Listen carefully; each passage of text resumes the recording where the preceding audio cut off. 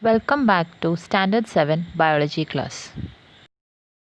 In the previous class, you have learned about the general characters of kingdom Protista and the structure of amoeba, which is an organism included in kingdom Protista. In today's class, you will learn more about amoeba.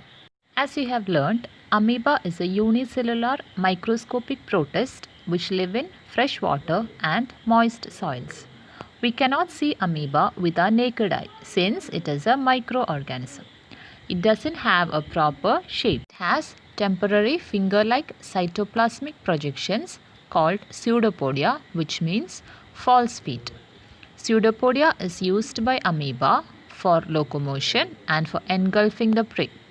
Now, let's see how amoeba feeds or the nutrition in amoeba.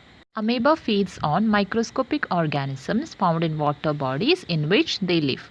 Nutrition in amoeba is holozoic.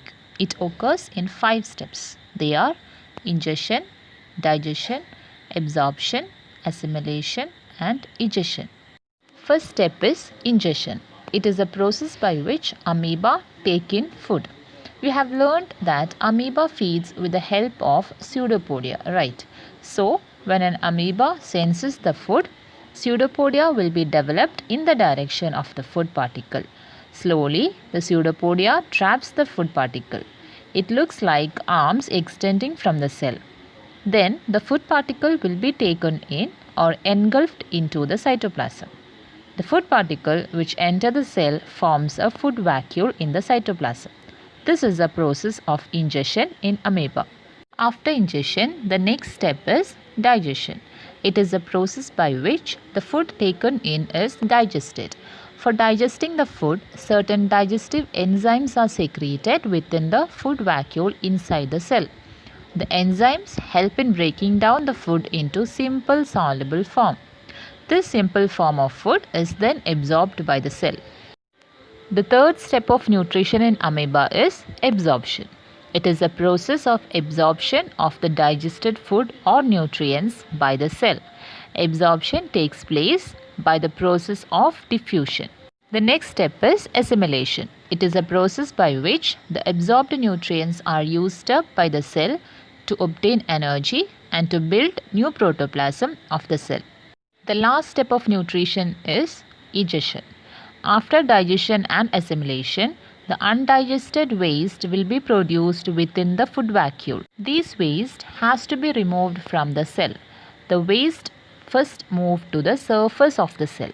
The cell membrane ruptures and the waste are released out of the body.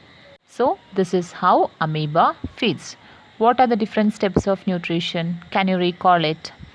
It is ingestion, digestion, absorption, assimilation and egestion.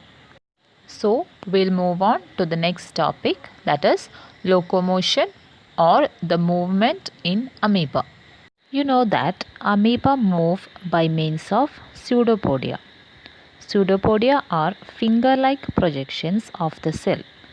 The direction in which the cytoplasm moves is the direction of movement. This kind of movement is called amoeboid movement since this kind of movement is observed in amoeba. When an amoeba moves, the cytoplasm extends outwards and forms a pseudopodium in the direction of movement. The pseudopodium which is developed extends more due to the flow of protoplasm in that particular direction. The pseudopodium continues to grow and hence amoeba moves in that particular direction. When amoeba changes the direction of movement, a new pseudopodium is formed in the new direction, while the old pseudopodium disappears. That is why pseudopodia is called as temporary projection of cytoplasm. It is developed only at the time of movement, otherwise it will disappear. So, the movement which is shown by amoeba by extending its cytoplasm and forming pseudopodia is called as amoeboid movement.